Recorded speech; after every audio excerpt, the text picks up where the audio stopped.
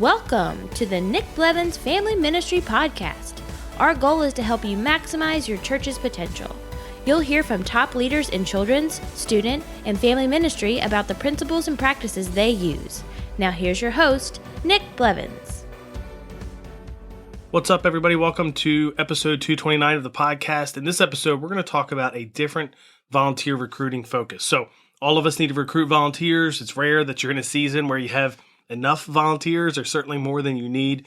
And with COVID, that presents unique challenges now. A lot of people aren't back to attending in church yet. So maybe you have half your volunteer team. Maybe you have a quarter of your volunteer team. That would be very common.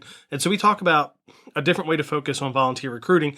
And really, it's not COVID specific, but it will help you now, just like it would help you any other time. And that's because sometimes we focus on the wrong things. And so with Ministry Boost, we launched the Volunteer Boost Challenge this year, and that's been fun because we've had so many leaders go through it. We get to learn from them and what are the barriers they're facing as it relates to recruiting volunteers.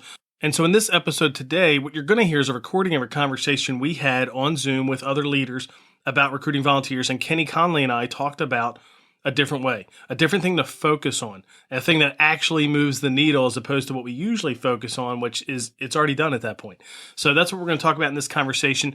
This was a Zoom call that was open to anyone who is in the Ministry Boost Facebook group. So certainly if you want to be a part of future conversations like this that we have from time to time, it's really a weekly call we do for members, but we opened it up to anyone in the Facebook group to have this conversation. Just go on Facebook, search Ministry Boost. We've got a page. If you could like that, that would be awesome. Sometimes you'll see some things streamed there, but look for the group and join the group. This week, if you listen before Thursday, we're going to have an open Zoom call again and talk about volunteer onboarding. So, we don't recruit enough volunteers, and then sometimes we lose them in the onboarding process.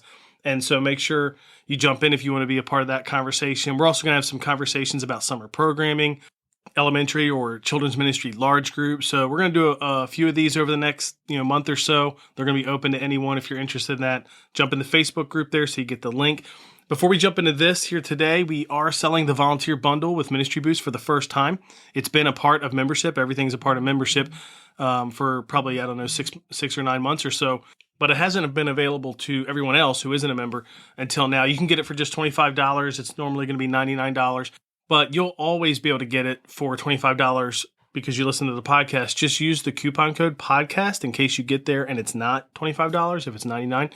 Just go to ministryboost.org, find the volunteer bundle. Again, even if it's $99, use the coupon code podcast. You'll get it for $25. It has over 200 files for leading volunteers. We're talking volunteer job descriptions, handbooks, checklists, apprentice guides, onboarding documents, and then has a few bonuses as well, like the Discover Group Leadership Kit. If you want to lead a group to help develop some leaders, we call that a Discover Kit. It's something I've done at my church a number of times. You get that. You get the Kidmin Checklist Vault. It's 52, I think, checklists for children's ministry, plus bonus 10 conversations about volunteers. And that's all in the volunteer bundle for $25. Use the coupon code podcast. Let's jump into this conversation about a different focus when it comes to recruiting volunteers. What are the barriers and the challenges you're facing with recruiting right now? I know some of them are going to be common among all of us. Certainly COVID has added new barriers to that. But where you sit right now and you think about recruiting volunteers, what are some of the challenges and hurdles you're facing? I can go first. So I think one is outside of my control, and one I feel like is within my control. The one outside of my control is the fact that we do have 2 services, and we have Sunday schools happening at both services. And so you find, especially with adults, there's a lot of adults who don't want to say yes to serving because they want to be able to go to church and they want to be able to go to Sunday school. And so that's kind of a cultural thing. I feel like that is just constantly going to be a battle as long as we have things set up that way. But the other one that I feel like is a really unique opportunity is the fact that there are many people that I talk to who don't feel confident or capable in being able to help in kids ministry. They feel like they don't know enough theologically. They feel like they aren't good with kids. They feel like they don't know how to plan lessons. And that's where I think a big part of the onboarding plan helps Kenny, I went through the volunteer pipeline. And when you get to have a conversation with somebody where you really get to speak to them, shepherding them and saying, I see in you, but then also saying, how about you just come and you shadow for a couple of weeks, just watch and see how we do it.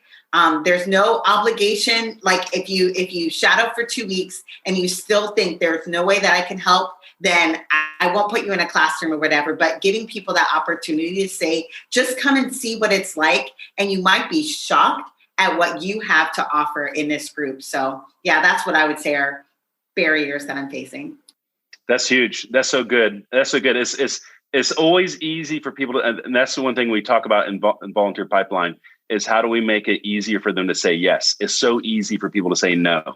And so that's why I don't, and I say this in there, I may be revealing one of my hacks already, but it's, I don't recruit people to serve. I recruit people to come to an orientation. It's just way easier to get somebody to come like, hey, we have food, like we have snacks, like just come. And at the very least, we're going to walk around the building and let you see it all. And when they're on your turf, it's way easier to get them to say yes. And so that's huge. But Chris, you pointed out something like it's actually a really big deal. And your church has a structural challenge that is, as long as that structure exists, it's always going to be exceptionally harder for you to recruit volunteers because you're competing with adult Bible study or adult small groups. And I'd like to say that there aren't that many churches that have that struggle, but it's probably most churches. I actually have a connection for you too. There's a good friend of mine who's a next gen pastor in Mississippi. And I came to consult with him and his church about 2 years ago. And that was their challenge as well. And, but they, over the course of the last 2 years, they actually restructured how they did Sunday school. And I think they moved it off of the mornings because it was kind of a challenge of old guard and new guard. You had some young leaders that were saying like, let's move away from Sunday school. Let's move them to Sunday nights or Monday nights or Wednesday nights. So that way we could really invest in our next gen in a powerful way. And I remember when I was consulting with them, it was like me meeting with the lead pastor, the new lead pastor that was going to take over, the next gen pastor. And it was hotly debated, but they made that turn. So, but that's hard. It's going to be a challenge. Is anyone else in the similar situation where you're competing with Sunday school? Anyone else here on the call? We have that same problem. Yeah, we're trying to open up a second Sunday school class beginning this Sunday, and we have volunteers for that second Sunday school class for only this Sunday. We can't get people. We can get them.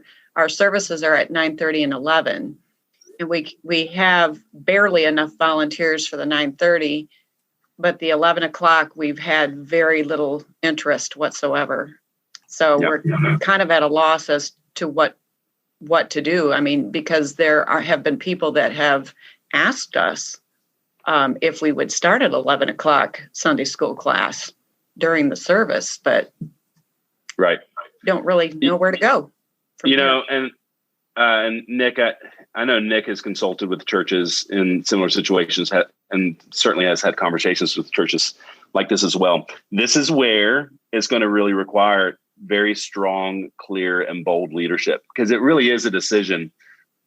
Sunday school on Sunday morning is a convenience for adults, which adults have a lot of flexibility, lots of options, but it's a flexibility move for adults. But it really is.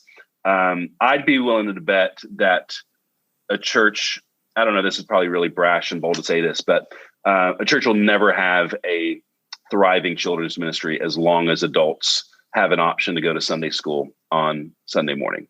That's probably maybe too brash or whatever, but it just your best adults to invest in kids are ones that need to be in groups. They also need to be in community and such. And if their place to get community is when they could potentially serve, then they have to make a decision on whether they're going to invest in kids or they're going to invest in their own spiritual connection, which we should never put adults in that situation. And so I think it's going to take really bold leadership of like, it's a decision for adults and against kids. And again, that's probably brash. And Nick, what do you have to say about it? Kenny with the hot takes. No, I totally agree. I think you'd have to have leadership from the top to be able to make that kind of change. The best way I've seen it done is you add small groups as an option, because a lot of times you'll find some of the best leaders do serve with kids and skip out on Sunday school. And then if you could give them a small group option that's at a different time or midweek or in somebody's house or something like that, sometimes that can organically grow to the point where it just is serving such a large group of people anyway. It's easier for leadership to keep moving that way. And then I think I mentioned this in a previous conversation with some of you, that a church north of us that helped plant our church, it took them something like 10 years to make the shift. And it started with 6th grade groups. They started 6th grade small groups, and then they had 6th grade and 7th grade. Then they had 6th, 7th, and 8th. And then they moved it to high school, and then it started to trickle into adults and younger adults and then older adults. And eventually it may have been 15 years before they literally said, okay, for real, we're done. But it was a long time. But even if you could just get an option of small groups where people would be attracted to that, it is less convenient. But with you cast vision well enough, they could end up choosing small groups and serving. And that would be great for your ministry and great for them. What are some other barriers?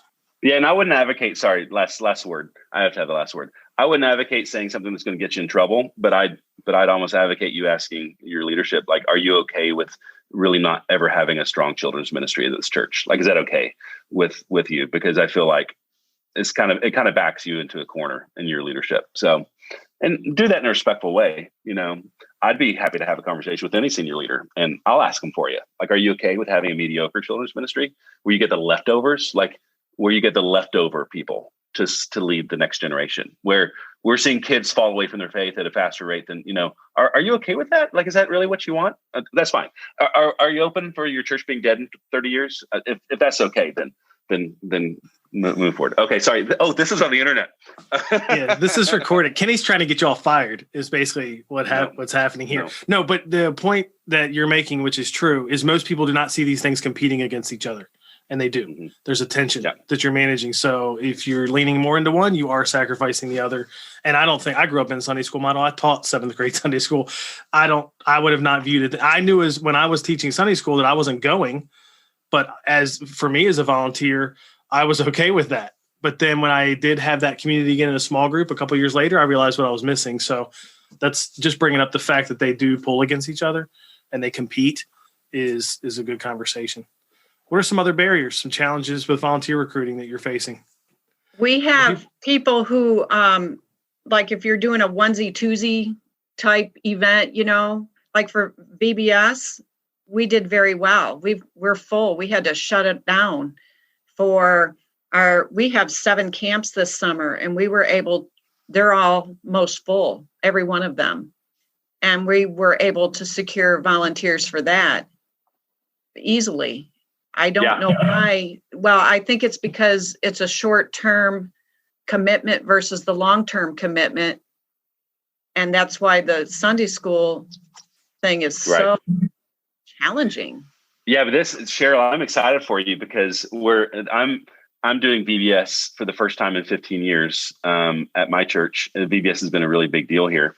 And so, but I'm excited about VBS. It's going to be really fun. But what I really see VBS is it's a recruiting opportunity for me to recruit new volunteers because we also apparently had the same thing. I've been told that like I will have no problem getting as many VBS volunteers as I need. People come out of the woodwork to do it.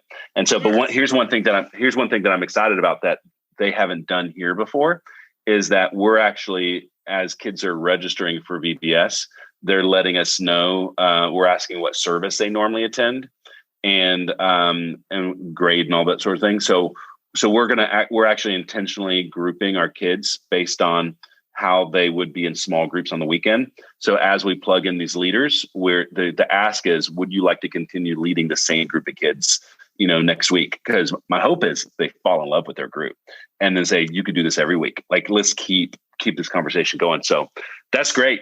That's a great recruiting opportunity for you. Thank you for saying that, because you know what, I really did not think of it quite that way as far as putting groups together with the leaders to see about the continuation of them teaching kids. Yeah, too often we, how we have to plan and organize is haphazard. Sometimes we're just trying to fill spots, trying to make sure there's coverage everywhere. But that book that Andy Stanley and Reggie wrote years and years ago. Nick, what was the name? Seven Practices. Ministry. And one of the practices was think steps, not programs. And I've been working on my staff with that here too. Is like in most churches around the country, VBS is a program, like it's a dead end. It's a great event, but it doesn't, like it's just a flash in the pan. But how do we leverage VBS to become a step to what's next? So for us this year, like the church I'm at here, Mariners, it hasn't done small groups super well. And so we're utilizing VBS to launch our lead small strategy. And we're hoping to launch new leaders to lead those small groups through VBS. So VBS is a great event, but is a conduit to what's next as well. Well, thank you for that. Yeah. That's a good strategy in general if you back it up. The idea of getting people to say yes to something that's temporary and easier because there's so many fears with volunteering. You're going to keep me forever. I won't like it. I'll be embarrassed. I won't be ready, all that. And so like we do a summer team recruitment every year. I think, Crystal, you do that too. And we're going to make a course for this with Ministry Boost next year. This year felt different with like what summer looks like, but that's one of our better recruitments. And we didn't know this when we started it, but afterwards we realized the reason it was so good is because it took away some of those fears. There's an orientation to train you so you won't look dumb or be embarrassed. It's a temporary commitment, so you don't have to feel like you're there for life. If you don't actually like the role, okay, it's just for summer. You can get through summer. And so it's kind of funny how the percentage of people that we keep out of the summer team changes. Like one year could be 70% and one year could be 35%, but it's pretty much always in that range. And even 35% is a good boost, heading into fall. And I think it's just good to try it. I think it's an amazing idea.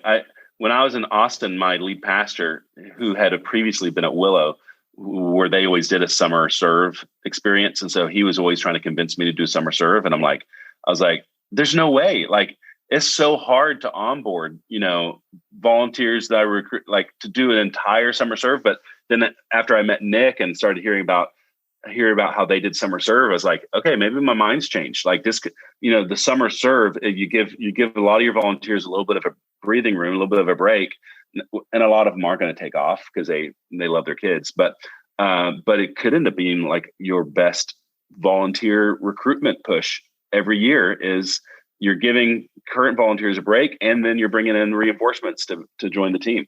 So it's a great strategy. Any other barriers or obstacles before we jump in and talk about a different way to think about recruiting, a different thing to focus on? Well, my situation is like, I started a new camp called Camp Made, music, arts, drama, whatever, etc. The E stands for etc. So I've started that. So then I also got the VBS, and then we also part of a thing called Camp Hope. This is summer camp. So it's like, so the Camp Hope thing is mostly focused on high schoolers and as to how to get the high schoolers on board. And what I'm also trying to tell the church over here is that, we sometimes divorce the summer from the whole year. And actually, in fact, they actually together. And as we just talked about it just now, about, how we can recruit people. I think the thing for me is because I need to find the right language when I do my application form, whether for the youth to sign up or for just normal people to sign up. And my struggle was like, okay, do I give them a form that says as an intro, what is your interest? And then I'm stuck on that part. Do you give them that interest? And then, do you give people too much paperwork to fill in? So that's constantly, because when people look at a lot of paperwork, they'll be like, I'm not interested. So how do you, make that a little bit easy for people? Because then you still have to do the background check. So there's a lot of things with the onboarding regarding to application forms and stuff for people just to put their name down. And sometimes that can be very overwhelming for the people signing up. So my thing is like, how can I try to make it simple? How can a person actually just simplify the whole process in terms of getting them on board? Yeah, because that can be a barrier. I mean, we had Jim Wyman on a webinar we did a couple months ago. Or I don't know when it was. It feels like it was a couple months ago. It was like 21 ideas for volunteer recruiting. And he mentioned that his philosophy with onboarding and the application and all that used to be take a longer time so that you're really vetting and just all that. And he said that's just one of the many ways he's seen the culture change to now it's get them in 2 weeks. And so, yeah, you probably don't want a process. You want a thorough process because safety and security is number one. But you don't want it so long and so broad that now people aren't even getting through it. And you're back to that, not getting enough people to finish. And so when we talk in the conversation next week about 5 onboarding hacks, I think we can hit some of that too. But let's talk about the one thing we thought we could share today. And it's more of a principle, and you can apply it in different ways. We'll try to apply it to different areas of volunteer recruiting. Well, we teach it in the Volunteer Boost Recruiting Challenge course that we launched this year with Ministry Boost. It's sort of a part of the playbook course as well, but it's really from a book called The 4 Disciplines of Execution. It's not the best title in the world. I say that to people sometimes and they're like, oh, I don't want to read that. Who likes discipline and execution? And you know what I mean? But the premise of the book Executioners love execution and disciplined people. The premise of the book is that organizations, churches, businesses, all that, actually do a okay job planning, strategizing, coming up with, a vision or a goal or whatever. They just do a terrible job of actually seeing that through.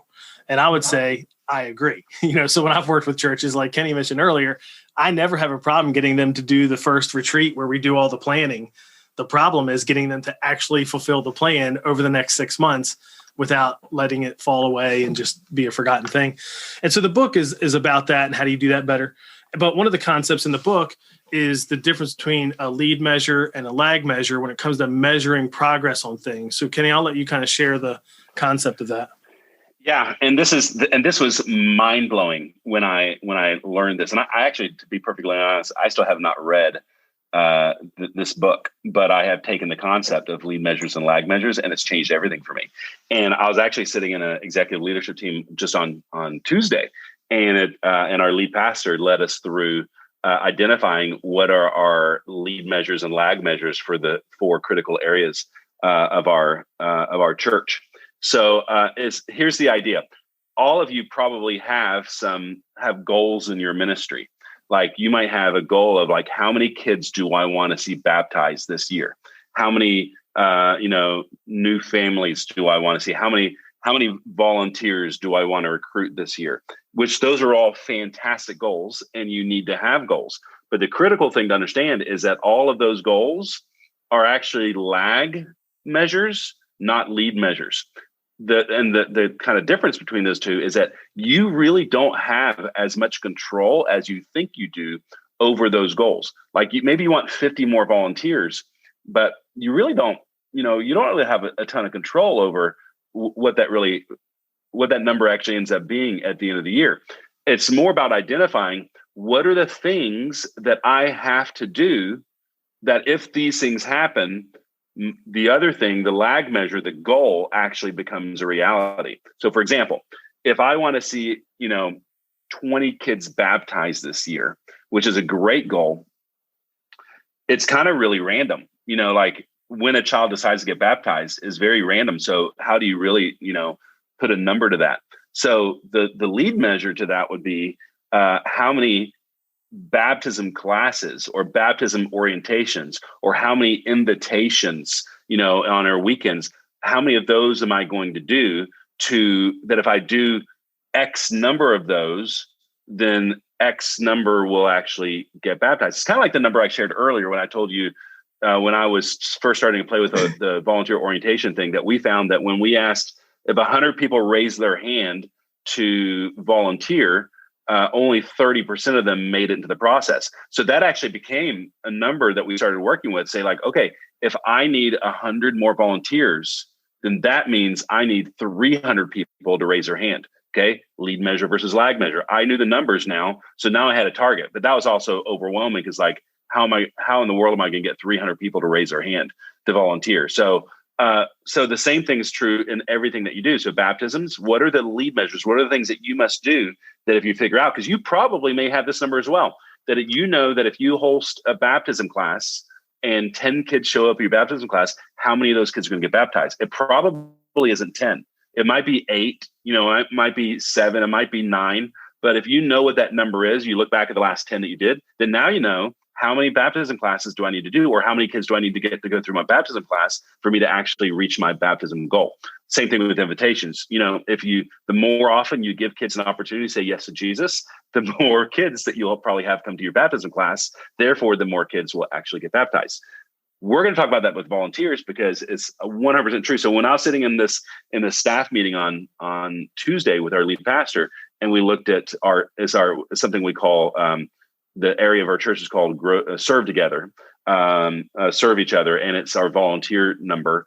And so the question was, like, if we want to double the number of volunteers that we have this year, what's the one thing or the two things that we need to do that is a lead measure that will actually impact our number of volunteers? And so the number that came out in this meeting was appointments. Like, the more appointments that I schedule with potential volunteers, the more will say yes and become volunteers. And so it was like 100%. It was the number of appointments. So that's actually, this is like the core of what we've been teaching in Volunteer Playbook and Volunteer Pipeline, is this idea of the lead measure is how many, and appointments is actually another lead measure. It's probably actually a secondary lead measure, because what we would say is your contacts. How many potential volunteer, and this is an exercise we do in Volunteer Pipeline, is we have you come up with a list of, and in this challenge, like, we get kind of crazy with how you find your list and where you get names from, but you're going to build your list. And the number that we throw out in the Volunteer Pipeline is a very conservative number, but we say it's a 1-to-10 ratio. So you're going to get, when you build your contact list, we think that you could pretty easily, if you follow some of the steps and processes that we recommend, you're going to get at least 1 out of every 10 of your contacts to become volunteers. So if you need 10 volunteers, you need 100 contacts. If you need 100 volunteers, you need 1,000 contacts. Now, you could also go backwards and say, how many appointments do I need? We kind of play with that number as well. Like, okay, out of all your contacts, like we talk about, like, you're going to send out 300 emails and you might get 12 appointments, which is great. It's great. But from those appointments, you're going to get some volunteers. So that's kind of the idea, lead measure versus lag measure. And until I didn't read the book, but somebody told me about the book and explained this idea of lead measures and lag measures, I never had any concept of this. I just knew I needed more volunteers, and I wasn't 100% sure how to get them, other than putting stuff on the PowerPoint in main service, putting in the bulletin, hoping my pastor would talk about it. I talked to the handful of people that I knew and just crossed my fingers and hoped that I'd get enough volunteers. But now that I understood this idea of lead measures and lag measures, the number of volunteers I have in my team is now within my control. Like, it's actually something I can control. How many appointments do I set? How many contacts am I going to reach out to? And it really does become more of a math game. And and I don't want to reduce, like, calling, the Spirit of God, all those sorts of things, but it does become a little bit more manageable of, like, I can know what I need to do in order to achieve the goal that I have. Okay. So that was like a 7 to 10 minute explanation of lead measures, lag measures. Nick, you want to polish that up, summarize that? The thing that's always been helpful to me with that, and I think it's in the book, is the analogy of losing weight. So if your goal is to lose 10 pounds, that's that lag measure, and you can just say it, but just saying it or having it doesn't do anything to actually get you there. The lead measures are like, I'm going to eat 400 less calories a day every week. I'm going to exercise for 20 minutes a day. So those are 2 other goals. Those are the goals that I actually can do and can focus on. And then that contribute to reaching that lag measure. And with volunteer recruiting, what we know from talking to people is, if I, when we did a breakout on this one time at a conference, I say, how many of you spend, like, how many hours a week do you spend recruiting volunteers? And people raise their hand, 0, 1, 2, 80% of the people say 0. Some people say 1, very few say 2. And so that's part of it right now, is that we're actually not working on the lead measures. And then the other part is what Kenny talked about, the conversations. We call them prospects. Make a list of prospects, which is just people who don't serve, right, in your church. And ideally, if you need 10 volunteers, we're saying get 10 times that many prospects. Get 100 prospects that you're going to reach out to and try to have a conversation with. And what's funny is in the volunteer playbook course, which is like 4 years old now, I used to say get 4 times. That was the number. For the volunteer boost challenge that we introduced this year, we increased it to 10. And part of that's because we learned that people don't get as many prospects as they should. And you can see how it works. If you have 4 prospects, you need 1 out of every 4 to become a volunteer to make the math work. And that is a little high. So that's why going to 10 and 1 out of 10, well, that's a little low. I think the real number is somewhere in the middle there. But if you can say, so like this, and here's how you make it practical for this week. Think to yourself, what are the 2 things I can do in the next week before, we're going to host another call like this for folks. So if you're listening to this somewhere else, it's just join the Ministry Boost Facebook group and join a Zoom call like this. But in the next week, how many prospects could you put on a list to reach out to?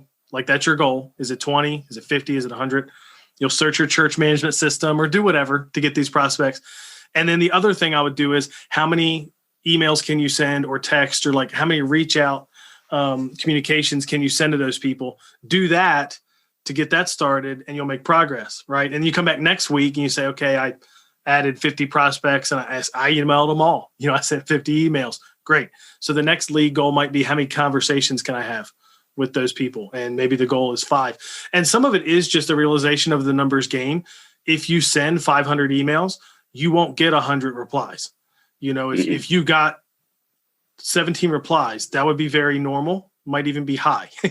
Now if you reply again in a week and, hey, didn't hear from you, you'll get more. That's one of the tricks we teach in the course. So what are some other like lead measure type things that you control more of that you could do as it relates to volunteer recruiting? I was going to add one more thing to what you said too. that number from 1 to 10 or 1 to 4, I think that, and you said that it's probably somewhere in the middle. And I would say there are certain factors that determine where it sits in the middle. And it would probably be the quality of your prospects. Some list of prospects are better than others. And it's also probably the quality of your process. Like, we've discovered like there's certain times and frequencies in which to email or text or to, the invitations to certain things. So I would probably say that when doing this, I lean closer to the 4, 4, 5, or 6, because we've honed our emails and our text and our approaches. And also we didn't get super random in our prospect gathering either. Like we tried to focus on better prospects, but the reality, 1 out of 10 is not bad either. If I can come up with 1,000 names, then I'll take it, it's good as well. Okay. So back to you. So what are some other leads? Is that what you said? What are some other leads that actually think about some other volunteers? Yeah, think about some other lead measures. If you change your thinking now to this and start thinking about what are the things you do control with the list, I agree with you. The number does depend on the quality of the list. Like I grew up in a Baptist church of 400, but our like roster was like 4,000. And if I emailed 3,600 people off there, 3,000 probably don't even attend. It's not going to be a very good list, right? So that is definitely true. I agree with that. But it doesn't hurt to add more prospects. I mean, it's funny because I feel like we've done this a number of times, helped people through these courses. And I just continue to see people not get that many prospects in the list. And this maybe is a separate conversation. I think part of it is because a lot of churches do not keep a well-maintained church database. So somebody can't just go in and say, oh, give me everybody who's not serving. See, that's what I do. I do a search, who's not serving, who's been here longer than a few months. Boom, I could get as many as I want that are active in there. And it's that easy. So that might be a place. See, that could be another lead measure.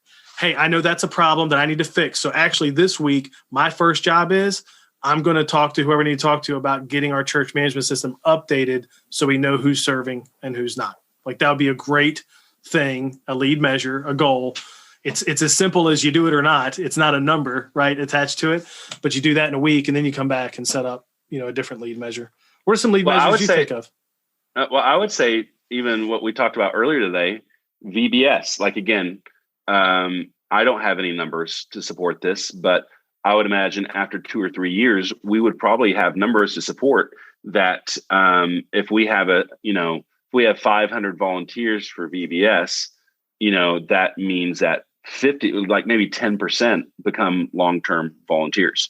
I don't know what that number is, but then that would probably become a lead of then every year I know that if I can get 100 volunteers for VBS, I'm going to get 10 new long-term volunteers out of that.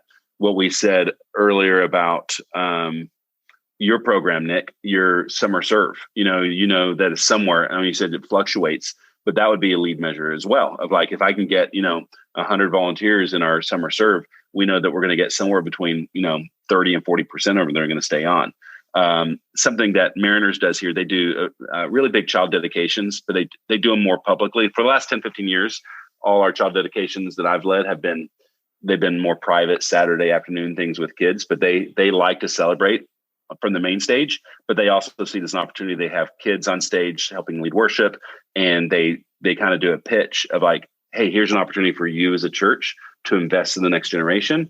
And so every time they do that, there's a certain percentage of kids. So it's identifying. So for me, if I know that, we're going to recruit 15 new volunteers every time we do a child dedication, then the question I'm asking is, how often can I do child dedications, or those sorts of things. So those are a couple ideas. What are some other potential lead measures that might lead your volunteer lag measure?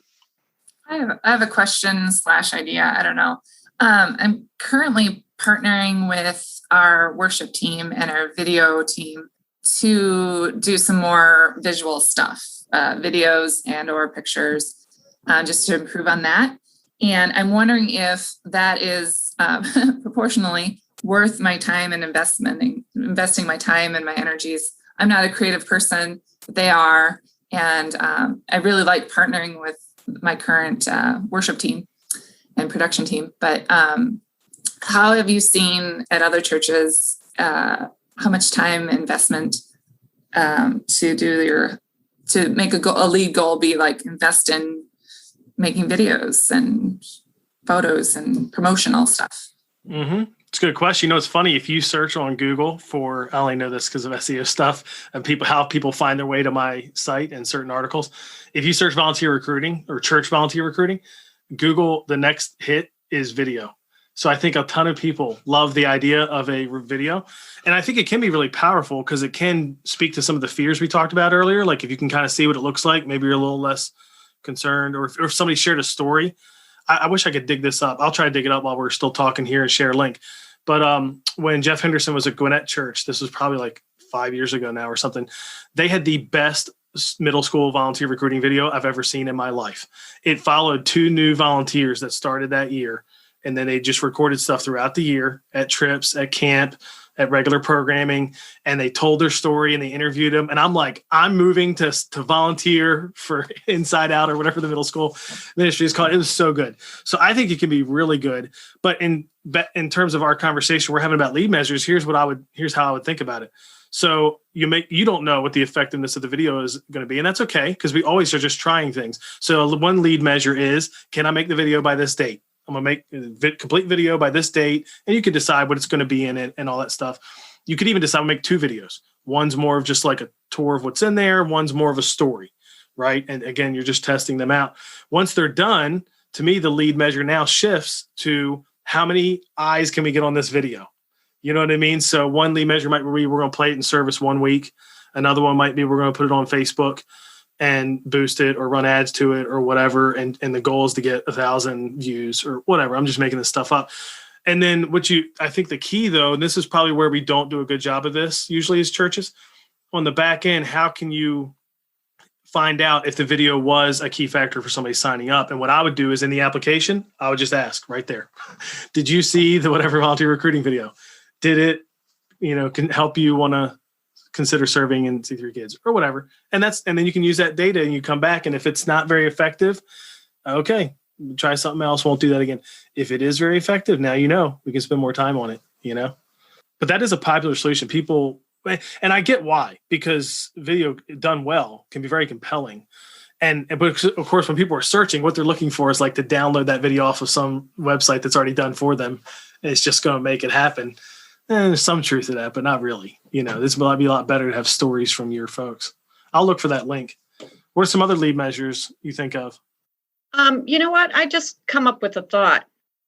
So we have a Facebook page for our children's ministries, and I'm wondering, for the people who take the time to just read, where you can see on the side that they've read it, to get the list of names and maybe call them. Because if they're taking the time to read it, then maybe that shows interest, right? So maybe use that as another tool.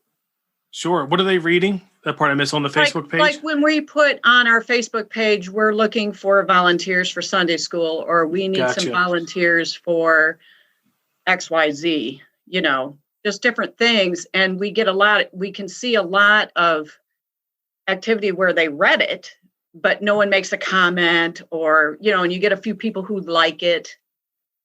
Well, if they're going to take that time, then maybe we should take that time to actually get their phone numbers, because it's something like, if you're going to click on it, you're interested, kind of like when you click on something on Facebook and you see 100 ads for the thing that you clicked on, come on your page.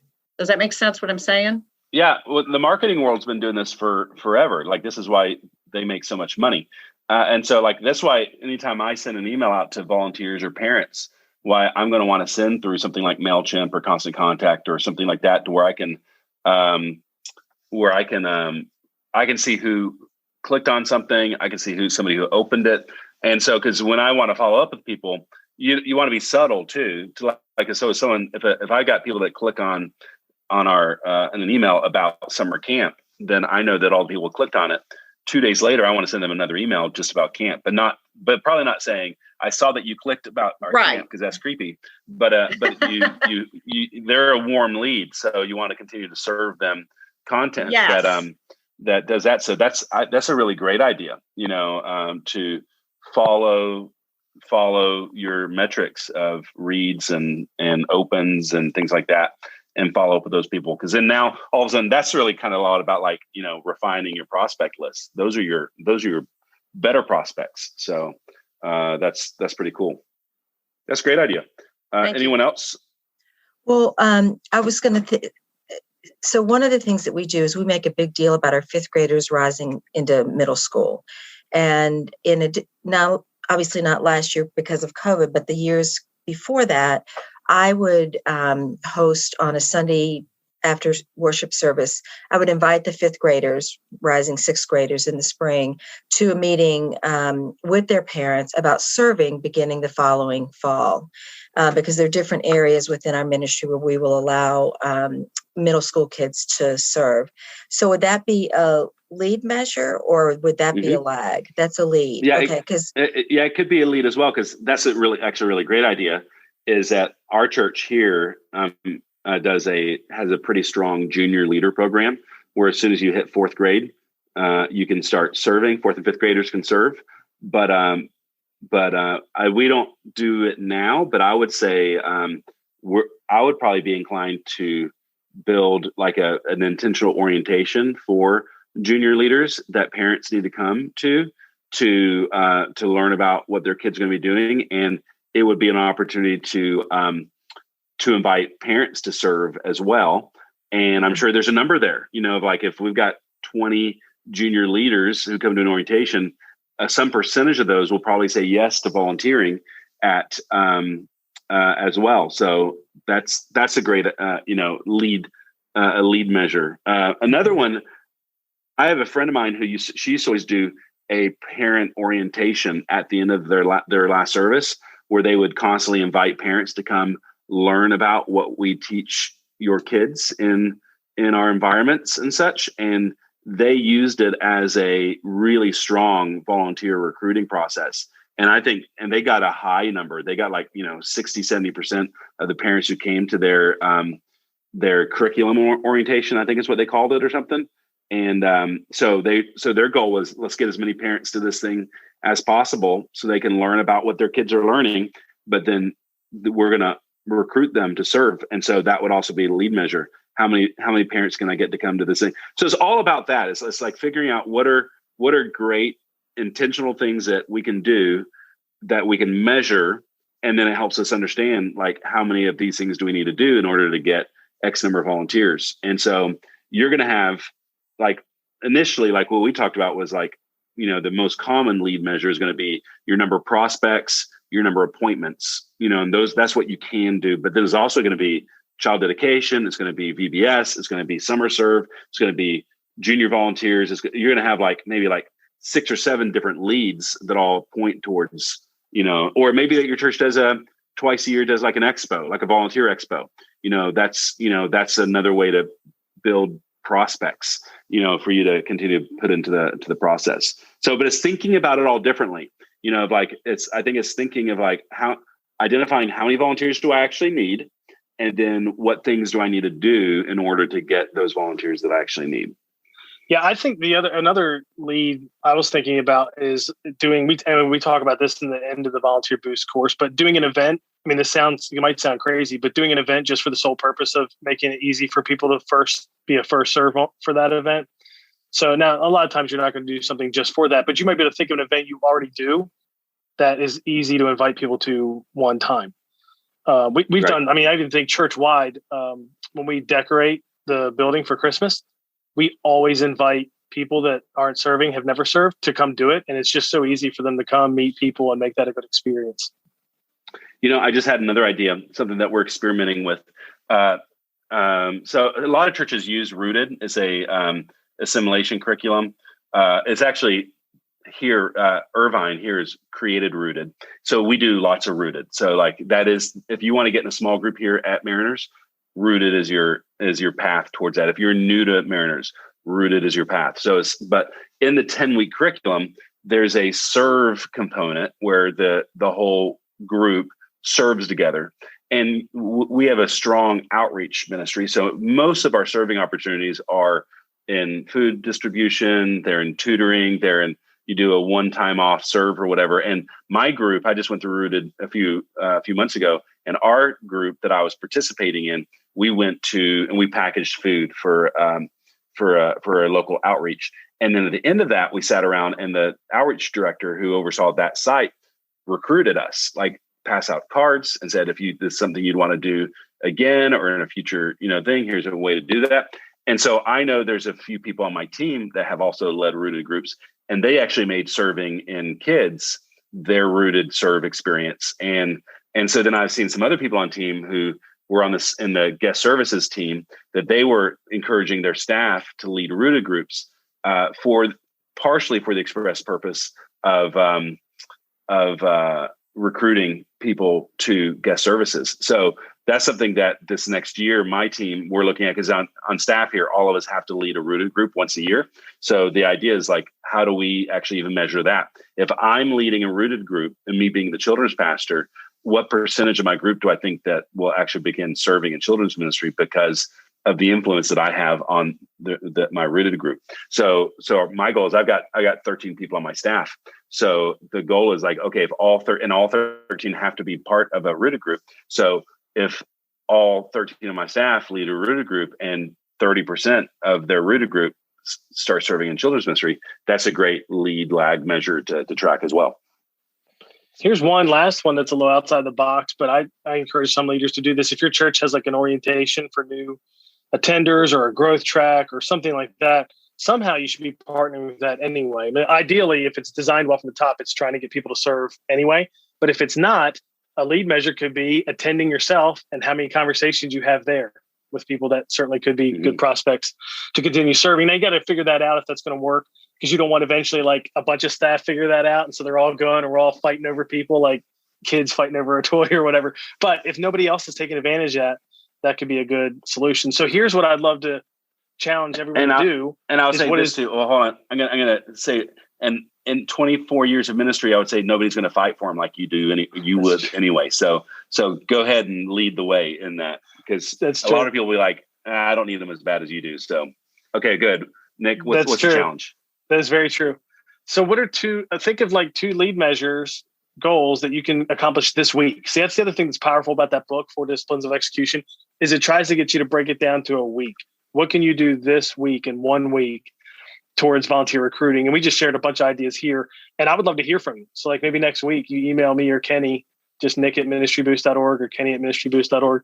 What's your goal? And then the week after that, it's another set, another 2 lead measure goals or something like that. We'd love to hear what that is. So I challenge you to do that this week. And if you haven't done Volunteer Boost is a 28-day challenge, which is 100% the lead/lag measure goal, where we've kind of created, a 28-day process. We'll give you the scripts of here's some sample emails, some sample text, and we'll give you a great dashboard too, to where you put all your prospects in there and you and your staff, you're slowly moving people through the dashboard towards from prospect to appointment to orientation to, all the way through the process. And it's really fun. We're in our second round now of people going through it, and to see people actually, have a goal of recruiting 10 more volunteers or 30 more volunteers, and then actually see them like actually starting to move tangibly toward their goals over the course of 28 days. It's really cool. So and it's based on this whole idea of lead measures and lag measures. One of the other things that's cool, I meant to mention this earlier, is it's too early now, but we have people fill out a form if you take the challenge every week to kind of update your progress. So after we get like a year of people going through it, we'll be able to come back with better data. Hey, if you get this many prospects, on average, you get this many conversations. And if you get this many conversations, on average, you get this many people to sign up. And so we'll even be able to share better numbers about what your lead measure goals should be, according to, hundreds of leaders that did it over a year or something like that. So that'll be really cool. Great. Any last thoughts, Kenny? No, that's it. This is a great call. I love this. I wish I knew this 20 years ago. Would have changed everything for me. And so, but I'll be anxious to see. We're doing 5 volunteer onboarding hacks next week. So feel free to jump back on and maybe share what leads you chose, or what steps you took this week. It'll be fun to hear. I always enjoyed having conversations like that with other leaders, because there's so much we share in common with challenges for recruiting volunteers, but there are also things that are unique. You heard in there some unique challenges that leaders are facing because of their context, whether it's Sunday school or too many things going on, or like some of the things that you can't, sometimes just outside of your control. That's true for all of us. But what we can control is the effort we put on the lead measures of recruiting volunteers. And so obviously one of the 3 action steps I think of coming out of that conversation is do 2 things in the next week, 1 week, to act on recruiting volunteers. So what are the 2 lead measures you can focus on this week? One of them could be, get your church database to a place where you can actually figure out who's serving and who's not. And the second could be make a list of prospects who aren't serving, right? That'd be a great 1 week goal. Come back the next week, switch that to, okay, now I'm going to reach out to all these prospects who aren't serving, and I'm going to have this many conversations or whatever. But being able to focus on the lead measures, the things we control, and keeping it small, bite-sized, 1 week is a really good thing. So, focus on those 2 lead measures, make a list of prospects. That'd be the second action step. And then the third action step would be to get the volunteer bundle. I talked about that in the beginning. If you want to improve the volunteer systems and documentation and all of that, consistency, job descriptions, handbooks, apprentice checklists, onboarding documents, things like that. If you want to put leaders through a leadership development group, and you can use the Discover Kit, that's all in the volunteer bundle, which you can get for $25 at ministryboost.org. Use the coupon code podcast if it's not already $25. Like, that will expire, or at least it goes to $99 on Thursday, but you'll always be able to get it for $25 just using that coupon code. After listening to that conversation, you may be interested in Volunteer Boost, that 28-day challenge we do with Ministry Boost to help people recruit volunteers. It's a lot of what we talked about in that conversation, but it has a whole lot more, because there's a lot more that we teach in it, a lot more tools and tactics and tips and accountability and some things like that. The Volunteer Boost is always open. You can go there at any point and join that. It's $37. And of course, if you become a member, you get the bundle, you get this, and you could, cancel after 6 months. So it costs more in 6 months, but obviously you get access to 40 courses, all the bundles, you get access to a lot more. But if you just wanted to do Volunteer Boost, it's $37, and you would get that, more of a plan and more accountability. We do push that a handful of times a year. So we're in the middle of the second big round of leaders taking that challenge, but you can join anytime. We'll open it up again in a big way, probably in the summer, but you can really take that anytime. And the emails will start whatever the next Monday is after you sign up, but you'll get access to the content right away. And I just think the biggest barriers for people recruiting volunteers is, one, putting the time into it, which this helps with that, but you have to commit to it. And two, a strategy. And of course, this is a strategy. So you might be interested in that, or you can just take what you heard in this episode, go apply it, and I'm sure you will make some progress, or at least you'll do everything that's in your control, right? We don't control the outcomes, how many people actually sign up to serve, but you'll be doing all that you can do to recruit volunteers. Get the links and notes at nickblevins.com/episode 229. We're going to have another conversation, like I said, this week on Zoom, if you join the Ministry Boost Facebook group, about volunteer onboarding. If you missed that, it's going to be on the podcast next week. So you'll hear it either way. Just make sure you're subscribed so you don't miss an episode, and I'll catch you next time on the Family Ministry Podcast. Thanks for listening to the Nick Blevins Family Ministry Podcast. We hope this helps you maximize your church's potential. We would love to hear stories of how you apply what you've learned. You can do that by leaving a comment on iTunes or in the show notes at nickblevins.com.